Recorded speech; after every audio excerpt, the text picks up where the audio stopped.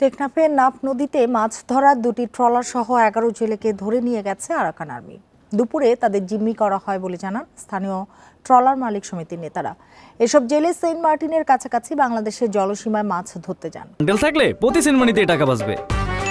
বিকাশ send money bundle কিনে জিতুন প্রতি লেনদেনে।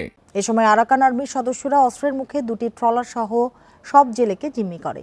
এছাড়া আরও 3টি মাছ ধরার নৌকা নিখোঁজ রয়েছে। টেকনাফ উপজেলা নির্বাহী কর্মকর্তা শেখ এহসান উদ্দিন বলেন, জেলেদের ধরে নিয়ে যাওয়ার বিষয়টি আইনশৃঙ্খলা বাহিনীর সঙ্গে আলোচনা করা হয়েছে।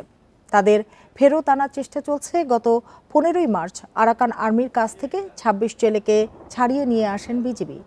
বিভিন্ন সময়ে তাদের ধরে নিয়ে যাওয়া হয়েছিল।